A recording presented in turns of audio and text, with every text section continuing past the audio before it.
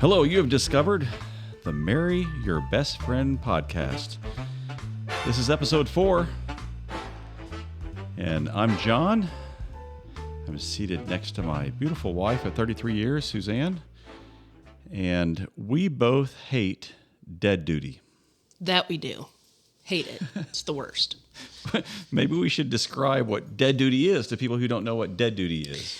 Dead duty, not D-O-O-D-Y, like duty. Yes. But or D-U-T-Y. It is D-U-T-Y. It is D-U-T-Y because the phrase was coined when we had lived here about a month, I guess, and some critter got under the deck and I had to extract it. And I was brand new. I was green. Where was I? Was I not there for dead duty? God knows where you were. You're never home for dead duty, ever. Well, that's not true. I've been here a couple of times. I think the best dead duty... Well, first off, we should tell people, if this is your first time joining us, Suzanne, this is episode 4. Wow, 4 episodes. Do you think we're getting more professional? We are trending right now. Because we said we had one fan, and evidently that one fan told somebody, because we have like at least 2 fans now. Wow. But last I checked, we had 32 subscribers on YouTube. So wow, I feel really important right now. I know. Not that any of them are listening, but hopefully our fan will be waiting for this episode. But anyway. It's good to get all this off our chest. Yeah, if you missed episode 1, where we talked about, hey, we've got a podcast and a little bit of background on us. And then the second one was about our kids never leaving and just our family. And the third one, we talked about cars. Tonight, we are talking about our animals and dead duty. And dead duty is just one of the many aspects of live on a farm life. So we live on a farm. And by saying that, and if you're one of the people watching on YouTube and you see me wearing a denim jacket and Suzanne wearing a denim shirt and a hat. Oh, that's not even on purpose. I didn't even think about it. But what I'm saying is people would think that we're farmers. We're not farmers. Both of us were raised in neighborhoods. Yeah. We were both raised in neighborhoods. It's kind of an ironic term, I guess. It is. But we bought a hobby farm 17 years ago, primarily. And honestly, we bought a farm because we wanted a lifestyle. God has blessed us. If you listen to episode 1, you know this, but God has blessed us with a couple of very unique children. Our boys are on the autism spectrum. And when we moved to Indiana, we moved to a neighborhood, and people in Indiana love their neighborhoods, and people who live in neighborhoods are very friendly with all their neighbors, where they go over at 5 o'clock at night. For the most part. And our kids were not... They're not social. They're not social, but they were little, and they weren't accustomed to other people just being in our house all the time. They don't like that. They like their own space. But the whole point is, we decided when we were living in a neighborhood, and everybody was really social, and we loved our neighbors and all that kind of stuff, but it was too active. And we learned early on that our oldest son gets along better with animals than he does people. Yes. He had a special relationship with our dog when we first picked it out, and we just really, and he would like sing to the dog, write songs about the dog. We realized he really enjoyed that, and then we decided to move to a hobby farm, we bought our farm's 120 the house, 123 years old. Anyway, the barn's old, the house is old. We bought an old hobby farm. We designed it. We designed it? I was thinking of you when I designed how I did the fencing for the animals, because I knew I'd be traveling, and I tried to design it to where you could throw hay and feed everybody. This is before. Now, I was going to say, it does not work now. Well, I designed it without any knowledge of the animals we would have, because I knew we were going to have pigs and goats and chickens and rabbits. You designed it without any knowledge of animals, period. Right, but I drew a really nice map. Yeah. So it looked good on paper. Oh my gosh, it was the pig pen and the chickens and I had room for horses and all that kind of stuff. Well, I designed everything. Being the loving husband that I am, I thought when I'm traveling, I want to make sure she doesn't have to go into the pens and get dirty. So I designed it to whatever. Work. No, but I did it so you could walk. Pasture rotation. But you could walk none around. None of that stuff. No, but the whole thing, I did it so you could actually feed everybody kind of easily. Yeah. But we did that before knowing anything. I think about like when I went on to like the Louisiana State University chicken house designs. Like when I was building a chicken house, I was like, I'm gonna look for a free plan. You used a design for that chicken house? For the first one I did, but what I was going to tell you though is we've only had one. I know, but I don't know if you remember how the first wall was, because I read Louisiana State University how they designed. Because they had chicken wire on one side, and then they basically had it designed. Well, I didn't really think about the fact that when you're designing a chicken house in Louisiana, they don't have winter like we do. Oh, that's true. So the second thing was, I designed it like it's in Louisiana, so it had a lot of airflow and had that chicken, or had that and then the first time we had chickens, we had this is the first, probably one of the first dead duties. We had a bunch of chickens. Well, all it was a grocery store for the raccoon, because all he had to do was reach through that That's fence, right. and he pulled them through. Remember, he would pull their Oh heads yeah. off. Okay, so we put all these babies in water tubs, Yeah. right? And We get the 1 day old chicks. Spent We put them in there. weeks taking care of these chickens. I mean, just Yeah, 20 weeks before they actually. yeah, they're so perfect, and we moved them into the chicken yard, our very first, flock, 1 day. 1 day, yeah. One day. The Less than raccoons found 24 them. hours. So then once I took that Blood everywhere. chicken house, though, and we put a wall up, it was a little bit better. But it's funny because when people drove by, remember the tractor? When I bought my first tractor, I drove around the bought an neighborhood. antique. I brought an old tractor, a Ford FN or 9N. But what was great was I drove it around for a year before I realized you're supposed to have like implements. Like I just had the tractor. Oh, yeah. Like we didn't even have a know mower. what We to didn't use have. But with anyway, it. so we bought this farm. We moved our boys out here, and Julianne, of course. She moved was them out only here. 2. She was 2, but we moved out here because we wanted to have a lifestyle with animals. And I should go ahead and tell you right now, this is a hobby farm. We don't harvest anything. If I'm gonna feed it, I'm not gonna eat it. Yeah, so she names them. Everything's a family member and all that kind of stuff. When we moved our boys out here, we moved Julianne out here. We chose this life so the boys would have kind of room. And like when Julianne turned 3, that's when we got our first 2 ponies. We Yeah, brought she them thought on. they were for her. Well, they were for her. But anyway, so dead duty. So we moved out here. We talk about you being in 4-H. So we signed the boys up for 4-H. Yeah, 4-H starts in 3rd grade. So John Andrew was right out the gate. Yep. He was ready for 4-H, and I became and 4-H. If you a don't know 4-H, mom. 4-H is an incredible youth development program for kids who care about agriculture and things of that nature. And you also have a lot of other projects, but you get to show your projects at the county fair. And so we signed up the very first year. Andrew signed up for horse and pony, but we didn't have a horse at that time, so it was horse and pony list. You do the poster. Yeah, and you anyway, read he did the book poster, and we stuff did the like whole thing. that. Yeah. And all 3 kids were 10-year 4-H members. So this is an organization we really care about. I think it's awesome. But to tell you the truth, we learned more about animals than the kids ever did. Oh, 100%. I mean, I'd never ridden a horse before, but I took the kids every week, twice a week, to riding. And so that's where I learned how to saddle a horse. That's where I learned to do all that kind of stuff. And I learned all these things from their 4-H books, I was such a good 4-H'er, not a 4-H mom, but I was a good 4-H'er, that when last week we talked about my accident, being hit by a dump truck, the friend that was behind me was a 4-H a leader, Yeah, I guess. leader. We'd known her forever. And so First off, we should tell. So the friend that we're talking about, her name's Erin. Erin is example 1 of how God uses a horse to bring somebody into your life.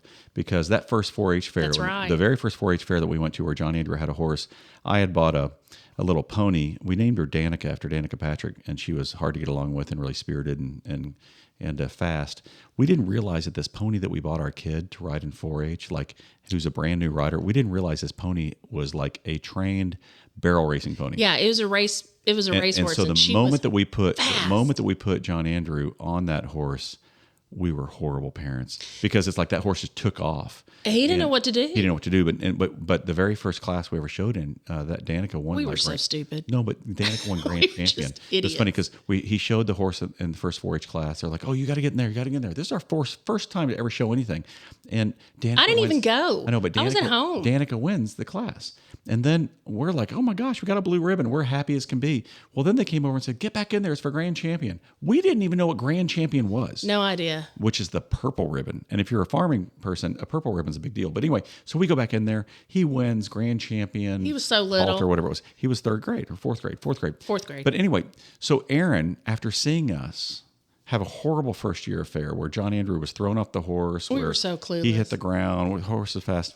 Aaron McSimsack, who's now Bilderback, was so sweet. She came up to us and she said, "Y'all don't really know me, but I might have a horse that's perfect for you." And she said, "How often do you ride?" Was she only like 2 years out of 4? She was young, still in nursing school. Well, yeah, she was. And so Erin came up to us, and this is awesome about animals, but she came up to us and said, "I think I have a perfect horse for you. How often do you ride?" And I was like, "I don't know, once or twice a week maybe." And she goes, "Oh, that's perfect because the horse was my old 4-H horse. It was my mom's horse, and we had learned that Erin's mom had passed away from cancer. And so this horse is very special to her. And the horse was in a therapeutic riding program, and it was being used too much. So she was looking for some place where the horse wouldn't have to work as hard and would be somebody's forever horse. Best horse ever. Best horse ever. And I wish this horse would, if we would have entered this horse in like competitions, it would have won the best horse ever, because that horse taught all 3 kids of ours how to ride. And that horse, Twinkle, had done 4-H so much. And what was so funny was, like, the first time John Andrew rode in the class, he came laughing out. Remember, he was laughing. He came out and he goes, I said, "What are you laughing about?" He goes, well, "Twinkle did everything. Like, whenever the announcer would go, 'Walk your horses,' Twinkle would just walk. Yeah, and she didn't have to be told by, Twinkle would start trotting. She didn't need any prompts at all. And she loved being around kids. She babysat Julianne. She babysat Jay Daniel, and just it was awesome. And we talk about dead duty. That was a hard one. Yeah, when we lose animals, was a sometimes really it's a really surprise. Sometimes it's a shock. We can tell you stories of when we've just been shocked by, oh my gosh, how did this happen? But our horses, we've had good luck with horses. Twinkle lived to be. Gosh, she was in her old. third. Yeah, She easily was in her what, 30s. 32?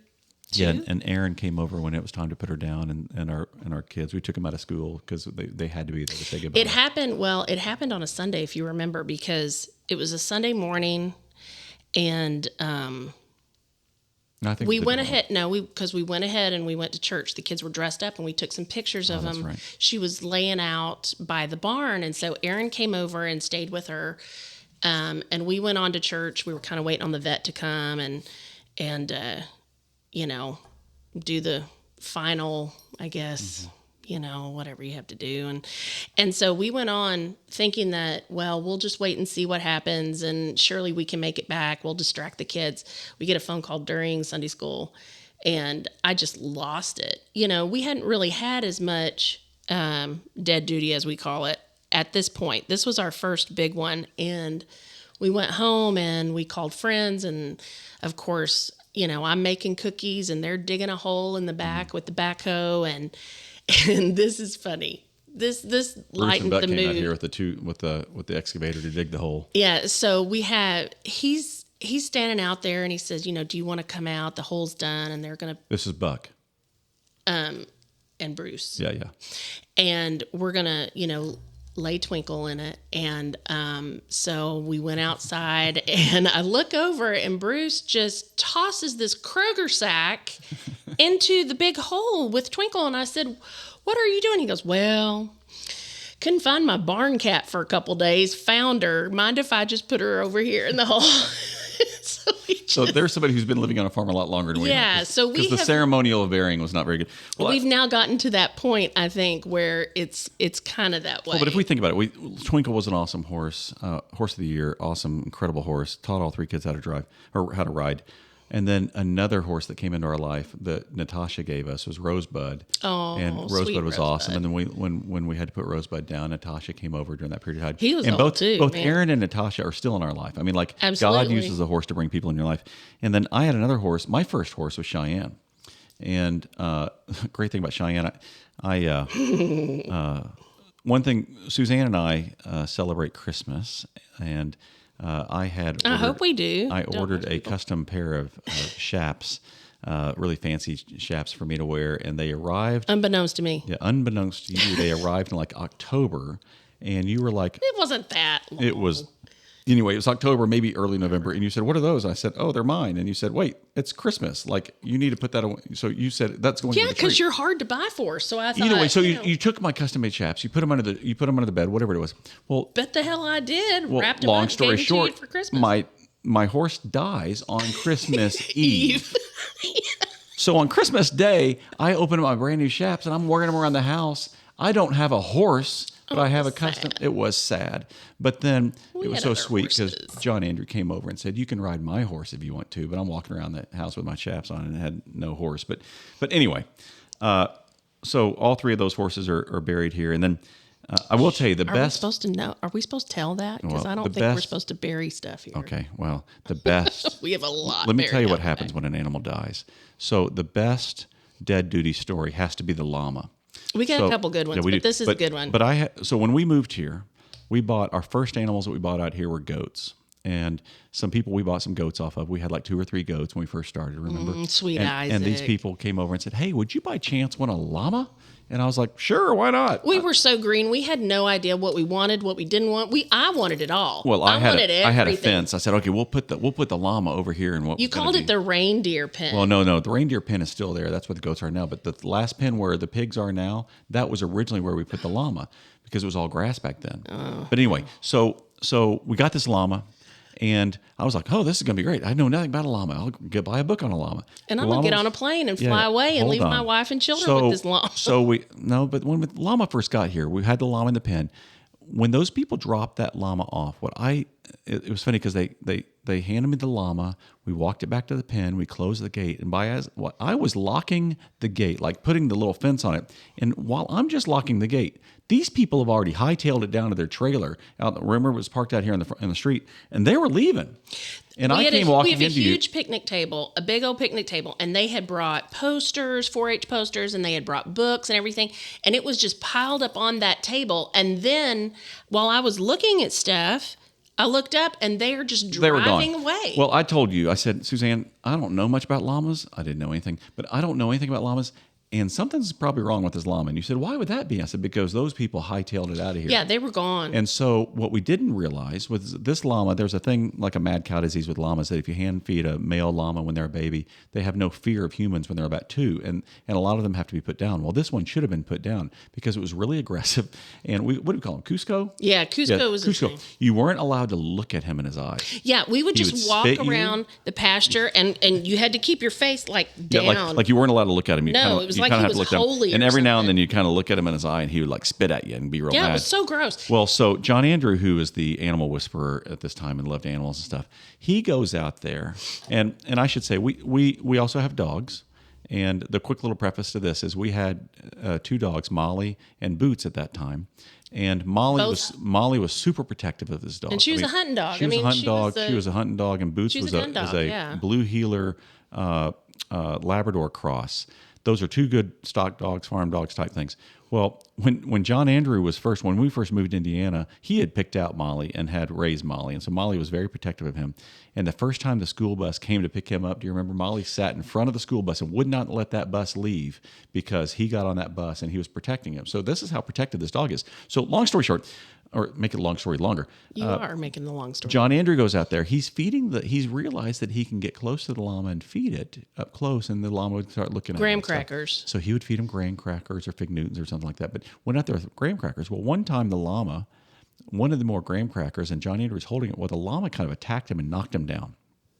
And so when the llama knocked him down, he charged him. What he charged did. him, knocked him down. Well, those dogs attacked.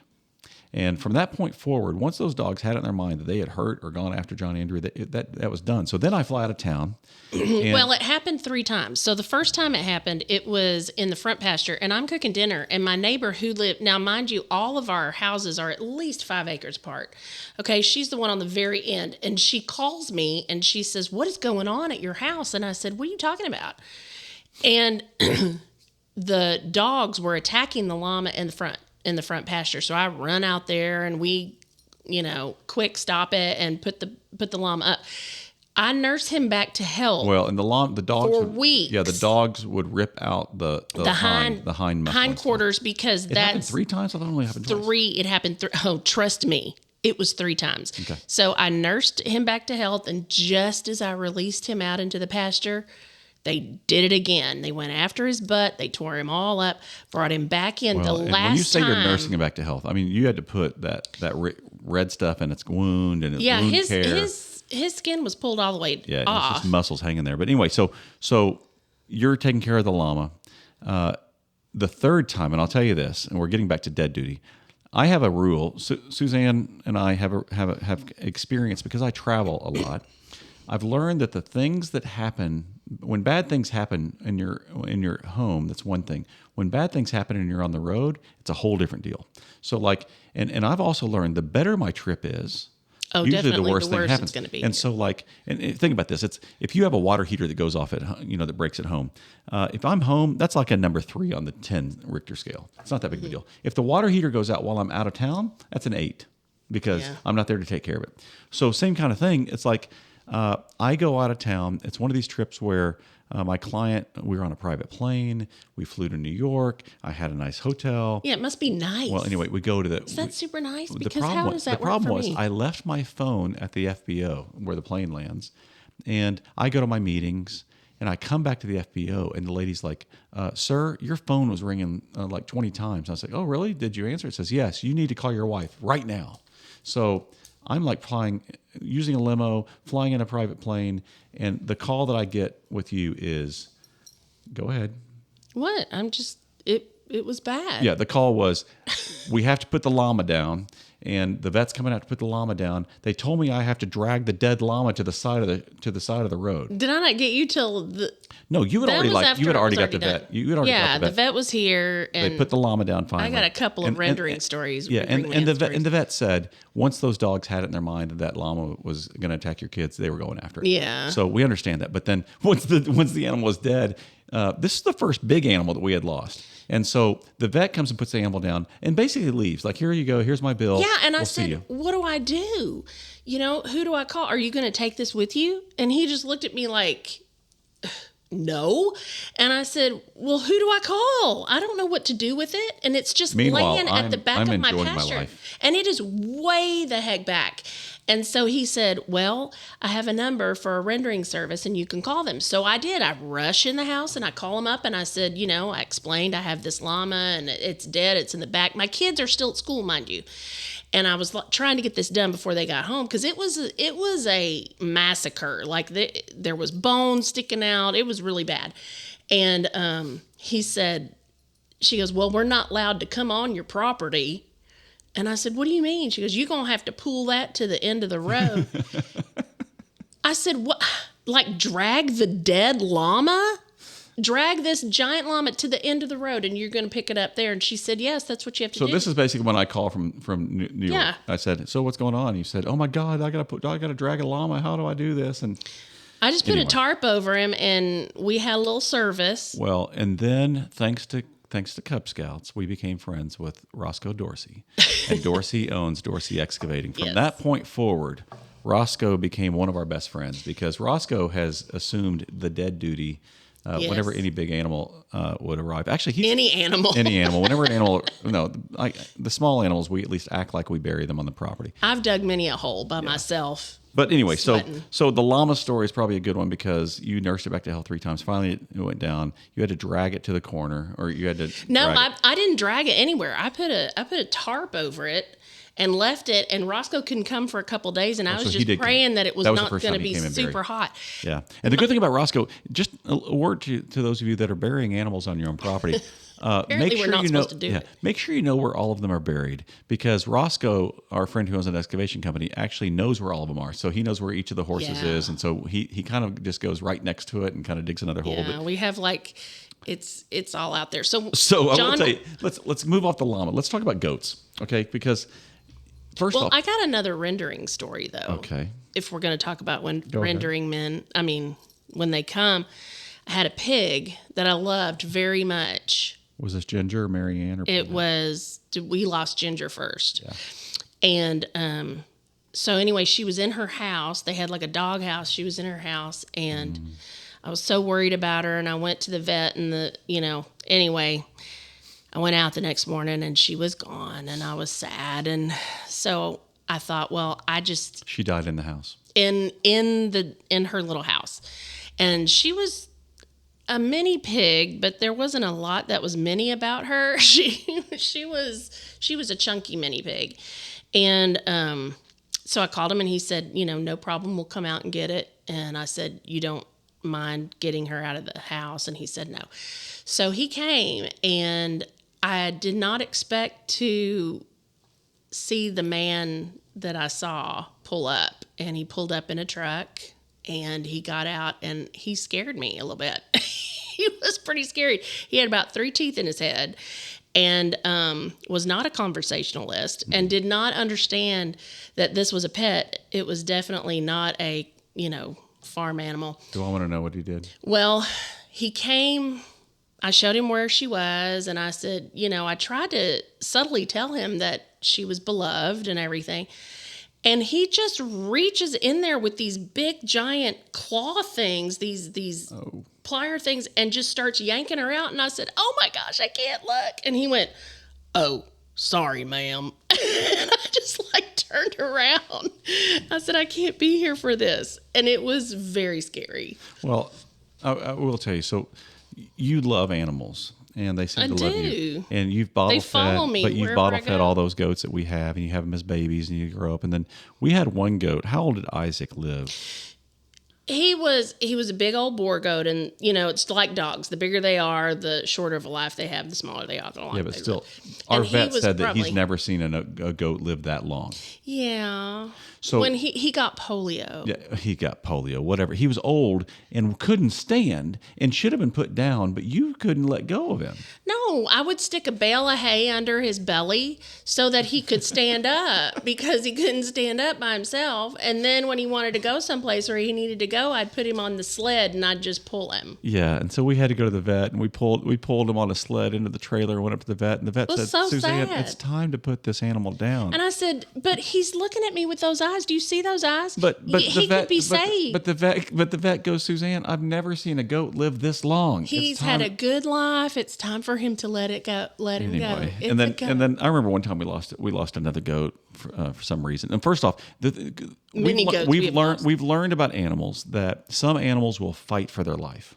It's like when you see a racehorse break their leg, they usually will put them down because they know that how hard it is to get them back to health and stuff. But a horse will fight for its life. A dog will fight for its life. Definitely. You look at like coyotes; they'll chew their leg off so they can live and stuff like that. A goat, Ooh, we had a three-legged coyote once. but a goat just gives up and lays down and dies. If it gets a Yeah. cold, like if a goat gets a cold, It's done. Well, and I tell people like men who commit suicide, a lot of times life will get bad and they just kind of give up. And I always say they're like a goat. Because a goat, like, I got a cold, and they just lay over, and it's hard to get them back up. But I remember one time we lost a goat, and this is when you know the difference between sensitive firstborn, sensitive secondborn, who were new to the farm life, and Julianne, who was raised on the farm. Yeah. Because when that goat died, John Andrew was all crying, and our son that we can't name was upset. And Julianne wasn't really fazed by it. And I said, "Are you okay?" And she's like, she kind of shrugged her shoulders and said, "Yep, not my favorite." I was like, what do you mean, not your favorite? Like it's still a living being. She also, I was telling you earlier today, we were talking about this coyote was in the back of a pickup truck of a friend of ours, and he had come over to the house. He shot it, yeah. He had just shot the coyote in the back of his property, and he put it in the truck, and he came over here. I don't forget what he was doing, but he was, on his way to get rid of it. And she kept saying, "Can I see it? Can I see it?" And I said, "No, baby, you don't want to see that. It looks like a dog. It's sad. You don't want to see it." And she goes, "No, I want to. So I lifted her up on the pickup, and I let her look in, and she goes, "Man, circle of life." Circle of life. Well, and we'll tell you about our dog. So the losing horses is one thing, and people who, like when I've lost a horse, people say, "Oh, I'm so sorry. It's like a best friend, like a dog." It's like, no, you have no idea. A horse is a totally different type of loss emotionally. A horse, Buck A Brannaman horse told me this. connects with But you. a horse, Buck Brannaman always said, and I know it was a Ray Hunt thing, always said that a horse is a mirror to your soul. What a horse does is it reflects what you give it. So if I see a horse that's really high strung and kind of, very just type A personality, it tells me more about the horse's owner than it does the actual horse. And I think that's why people get offended when you say things about their horses. Well, but a horse reflects what it gives it. And I saw this happen with one of our horses, Yum Yum. Yum Yum with me was somewhat distracted and kind of refused to do certain things and got a little temperamental. But then She's a little strong-willed. when I gave that horse to John Andrew, who is totally relaxed, totally calm, totally just in the saddle, his energy level is totally different than mine, I saw Yum Yum change. It took about 3 months, but Yum Yum became a different horse because of what was given to it. Anyway, when you lose a horse, it's like you've lost part of your soul. It's a different thing. A horse doesn't greet you like a dog when they're not wagging their tails, waiting for you to come through the door. And out of all of our animals, I'd say the pigs are probably the most excited to see you when you walk up. Pigs are all excited. And pigs are my babies. But dogs, we've had so many great dogs. But and we think about your dog now, Cowboy. We got Cowboy. Somebody who owned Cowboy. We got him as a rehome. We Yeah. did. Somebody had Cowboy. The owner died. It was too much for the wife. What we didn't realize was they trained. And first off, when they said that the dog's name was Cowboy, he's an Aussie Shepherd. When they said the dog was Cowboy, we had to take it. Like there was no going back. We said, yeah, bring Cowboy over here. So what we didn't know was Cowboy has tricks, and they taught him how to do stuff. Yeah, he will roll over. He'll turn around. He'll do anything for a treat. And you've got him to where he picks stuff up in the kitchen. Like if you drop something. I'll drop a cup towel or something like that, and I'll say, Cowboy, I need that. And he'll just pick it up and give it to me, or hand me that, buddy. But he only likes me. Yeah, he only likes you. He follows. Well, he likes everybody in the house, but he's very protective too. He really he loves. Is your dog. And then we also have Bella. And Bella, the best way to describe Bella is a Tasmanian devil. Have mercy. That wants to be right up in your stuff all the time and is the most important thing in your life. And she is a blue healer, which is part of that personality, has the highest level of energy of any animal I've ever been around before. And she really is a Tasmanian devil. She's awesome. She's loving. And she never stops. She follows my eyes and my finger. It's like she is always looking for commands, and she's awesome. Before her, I had Boots, and Boots was my dog. And Boots was amazing because Boots was the super dog for our family. Boots is the one that taught Julianne how to walk. Yeah, because she couldn't walk. She had therapy all the way up until she was she aged out of physical therapy. Literally, and she was 3 years old when she started to taught walk. Julianne how to walk. When she couldn't walk and we were going through therapy, she had muscular issues and developmental issues with legs. She would hold on to Boots, and Boots would walk really slow like a walker, and taught her how to walk. Yeah, and she wouldn't walk on uneven ground. And so if we took the dog outside, she would follow him, So he held a really special place in our hearts. And he was just a mutt, that we got from my mom. I don't want to be like that horse where Bruce threw the cat in, but we do have the ashes of Boots, and we do have the ashes of Bailey, which is your sweet little dog went blind and would run into the walls and all kinds of stuff around here. And she thought she was outside, and she would pee wherever she is. Oh, she was awful. And she literally would bump into things, and you'd be like, "Oh, we're here, baby," And that's another dog. But when you put a dog down, you have a piece of when it's time. It's like. You know when it's time. I knew it was time to let Boots, Bailey go, and I just didn't want to. But. Well, with Molly and Boots and Bailey, we have those ashes, and they're all in their individual boxes and stuff. And I would love to be buried with them someday. This has taken a real dark turn. Well, not a dark turn, but I will tell you though, and I'll say this to pet owners: if you have a dog, first off, our vets are not like the rendering guy. When it comes time to put an animal down, we have been blessed with incredible vets that help you through that. John Barker, when he was with us, and Vicky, he was with us in the room. We have. Do me a favor. If you own a dog and it's time for them to be put down, go in there in the room. Be the last thing that dog looks at. I can't believe that there are some people who just drop the dog and say, I can't handle it, and they leave. Well, I can't imagine that dog not having the owner that they love and trust, because both with Molly and with Boots, I was blessed to be able to hold their paws and look at them. And but you did it because I couldn't do it. Well, somebody has to. Somebody is too dog. Well, and then moving from dogs, we have had. We've always wanted cats, but because of our dogs being aggressive, we've never been able to have cats. We've never been able to have cats, and kittens would show up, and they wouldn't last very long around here. And Julianne has always wanted a cat. And our neighbors 2 doors down, again, 5 acres away. More than that. But anyway, our neighbors 2 spots over, they had a cat, and the cat kept showing up over here. And we would like to call them and say, hey, your cat's over here. And we would take it back over there. We'd tell them. They had a lot of cats. They didn't care if that cat was finally here. They told us. They said, it's okay if she stays over there. So we started feeding it. She said, I'll bring you a bag of cat food if you'll keep that cat over here. So the cat was here. Well, after a couple of years, and the cat lived in the barn, and Julianne, we were all excited to see the cat. And the cat loves being rubbed on and stuff. And then the cat went missing. Well, we had if you'll remember, we had super, super cold weather.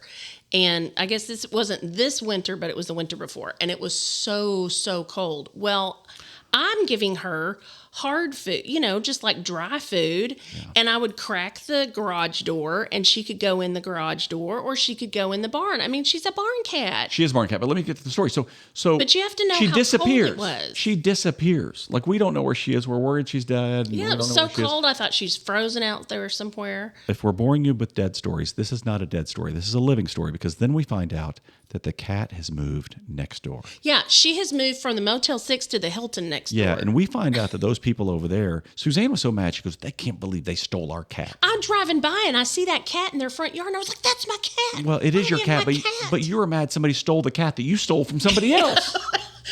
That was not your cat. You stole that cat. That cat they let came you have to that me cat. with blessings. I get it. But then we find out Julianne got in on it. She was like, "Well, we need to feed that cat better food." Yeah, than so they I have." started feeding We her started like wet food and good bringing food. her milk. Well, then the cat started getting fat because the cat was eating over there and over yeah, they're here. feeding her ground turkey. Yeah, So and she's then I just find house out hopping. that their garage is heated. They've got like a little pillow top mattress in there Our for sweet that little cat was just a So, whore. yeah, She so was that- going from each house. Anyway, so she still comes by. She does. She vacations over here every now and then. She likes us in the summertime, and she likes them in the wintertime, I guess. I don't know.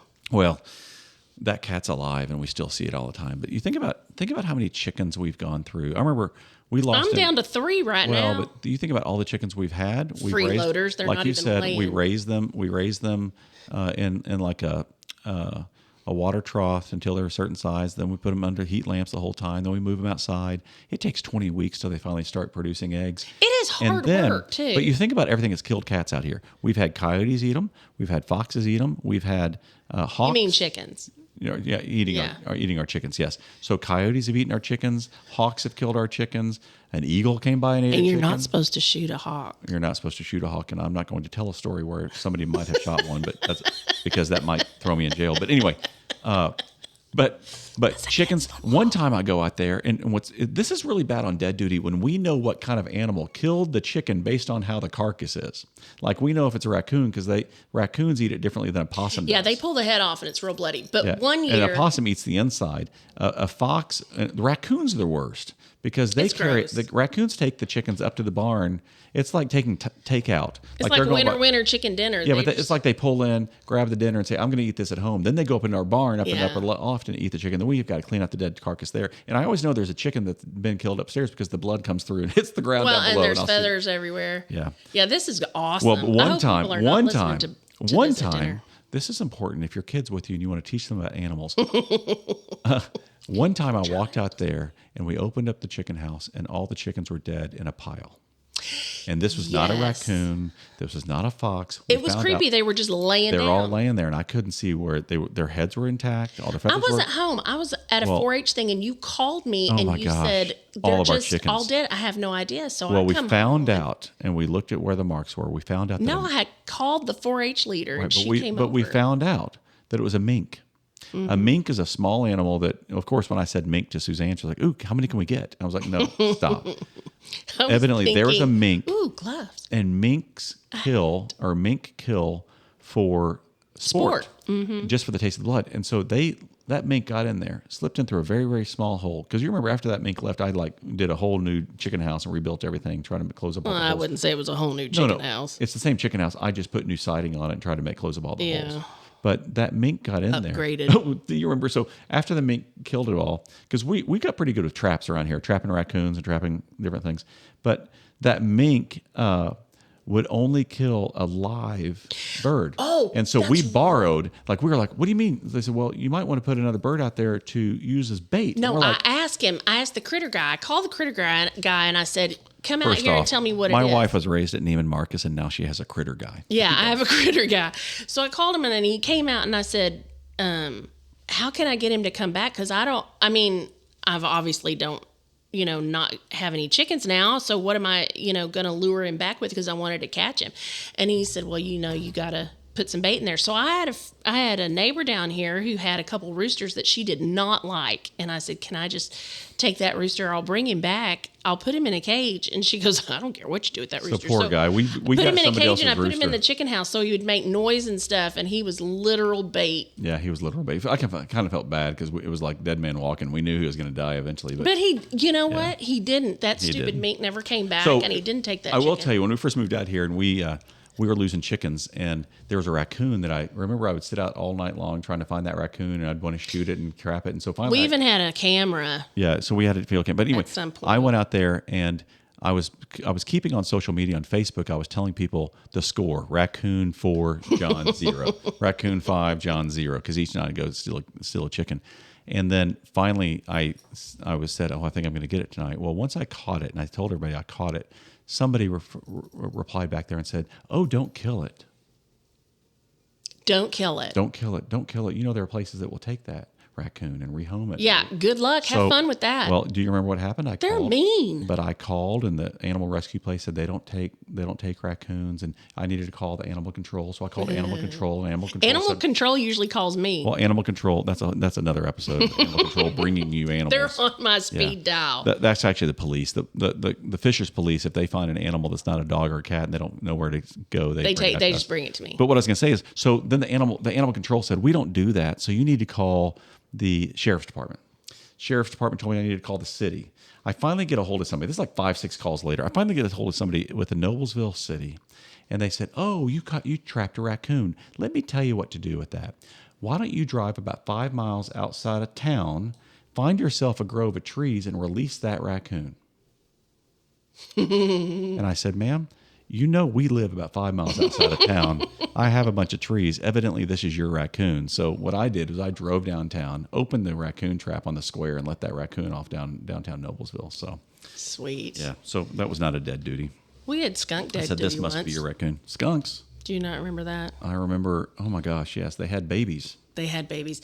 So Molly had dug a hole under the garage, the cement. And we literally have been talking for 40 minutes about dead animals, but keep going. She got in there. Anyway, skunk got in there, had babies, and every day Boots killed one. And that's how I got rid of him. But boy, did he smell bad. Yeah, he did. And back to the kitten story. I remember when we had a kitten that died around here, Suzanne was all upset because that kitten was killed.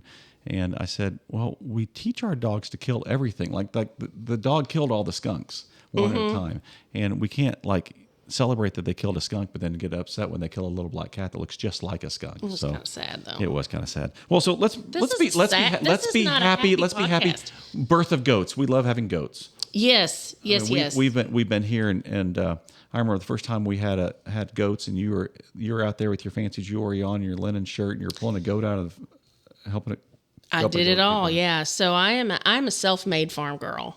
I have learned everything that I know either from the internet or from books I've checked out at the library or people that I could sit down and make a pie and say, "Let me pick your brain You about even made this." a business out of this, Farm Girl Suits. I did sort of make a business out of it, and it lasted about 2 seasons, and then I decided I didn't need that anymore. Well, let's talk about that business. Farm Girl Sue's took all the animals to schools. I did. I would take them to, I was teaching school at one point, preschool, and I did it there, and then I would take them to different summer camps, and I did birthday parties and things like that. In fact, I had a lady call me just this last year, and she said, "Are you still doing this?" And I said, "No."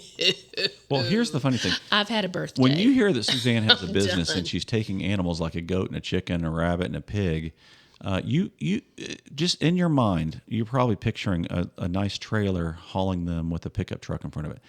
Hell no, they're in my Suburban, and we're going through the drive-through. So Arby's I'm to get calling a her on the coffee phone first. on FaceTime or whatever, and I'm looking, and sure enough, there's my wife with a goat in the back seat and a pig in the front seat and That's a chicken right. in her arm. So that's what Farm Girl Sue's did. So we love birth of goats. That was always fun. And one of the great things about being around here, do you want to talk about your new baby goat? I do have a new baby. My first baby that was ever born on the property, I pulled out myself. He had trouble, and I pulled him out with his feet all by myself. And that was pretty awesome. And then we've had several goats born on the property since then. I got a new baby goat that was not born on the property just recently because I just needed a baby. It was time. And he's a November baby. Let me go ahead and tell you, so all he's a 3 of little our kids older. are out of 4-H now. We do not need any more goats. I need a baby sometime. I just need a baby. And he's super sweet. So this past week I was out of town, and I find out that you have a new goat named Melvin, and a certain child who won't be named. No, John Andrew named him. Anyway, but a certain child let me know, "Hey, just FYI, your wife has a new goat." And I look on social media, and there you are posting pictures of the goat. I'm like, "Wait, that's my living room."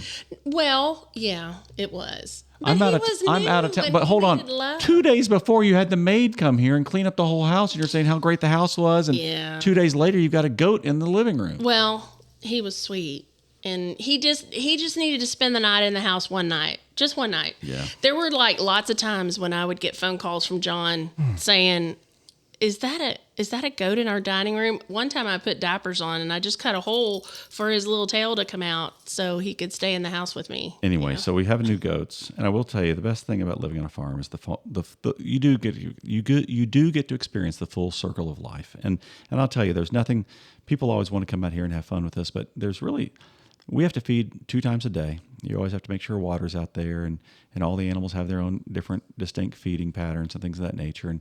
But there's nothing like going out, and it takes 20 minutes or so to feed everybody, 20, 30 minutes. And unless it's snowing or if it's something, snowing and the ice is frozen in the water tanks. That's always super fun. It is, but people see our pictures of our house when it snows, and they're like, "Oh, that's just so pretty." I'm like, "Yeah, wait until it melts and you smell it." You don't know what mud and goat urine and hay smells like. Yeah, I've had a lot of people call me recently and say, "Oh, you got a baby? I want to come out." And I said, "We've had all this rain," and I said, "No, stinky mud. You got to wait for a little bit." But anyway, wait to dry out. There's nothing better after you feed everybody, and you have a cup of coffee, and you sit on a bale of hay in the barn, and you just listen to the peace. It's like the goats are eating, and the pigs are eating, and the chickens and the ducks. Everybody's just eating, and the horses. We always say the horse looks at Suzanne and says, "Hey, girl." Hey, girl. Yeah. Literally. Yeah, because you are the hay girl that brings them hay. Hey, girl. Hey, girl. Hey, girl. Bring me hay, girl. But there's nothing better. So, and I will tell you, Suzanne, you are the best mother in the world, and we have talked for 45 minutes about animals, dead animals, and we'll talk about life on the farm some other time. Our next episode, just to let you know, our next episode you can join us on. We're going to talk about being fat. Diets. Is that what we're going to talk about? Pretty much. Yep, we're going to talk about diets and working out, all the things, all the joys of dealing with weight. Do we need to really bring that to the surface? Absolutely, because we're not the only ones that enjoy being struggle thick. With. You like a thick girl. I like a thick girl. We'll talk about that. But anyway, what I was going to tell you though is, and now that you know that Suzanne enjoys dragging old goats around on a sled, and we've had dead coyotes, dead dogs, dead everything out here. There's still new life. Yeah, there's still brand new life. But anyway, I was going to tell you one of the best things you can do when you're out feeding your own animals or driving your pet around in your car is to listen to podcasts. And we are now available on Apple, Spotify, Google, Amazon Music, and pretty much everywhere you find podcast. And if you really want to see how beautiful my wife is, all you have to do is go to YouTube. We do have a YouTube channel. I think all you have to do is search John and Suzanne or Marry Your Best Friend podcast, and you'll find us. Wow, this is all news to me. Yeah, and guess what? What? We have 32 subscribers. Oh, wow. I know. I've cooked for more people than that. If I get up to 35 subscribers, we will actually probably. Do we get a sponsor or something good like that? I'll start doing product placement. Oh, yeah. Sweet. So like Jimmy John's? Today's show is brought to you by Jimmy John's. Jimmy John's you're sandwiches. allowed to do that, babe. Oh, yeah. Their lawyers will probably be after me. They're like, we don't want you as our spokesperson. You're not famous. You're talking about dead animals all afternoon. Yeah, we don't want to be associated with that. But anyway, I think that's about it, Suzanne. I sure love you. You are the best friend that I could ever imagine. Am I the light of your life? I wouldn't go that far, but I would say that you are absolutely. Am I the flashlight in your dark? Oh my Lord! This is where we are. And if we did not give you enough on this episode, we do have social feeds, so we're not the best, but we try at it. So follow Suzanne on social media.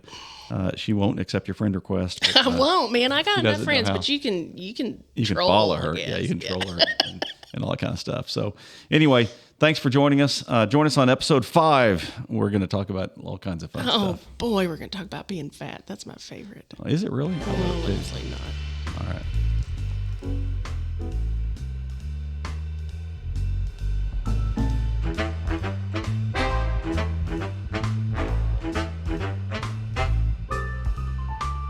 Thank you.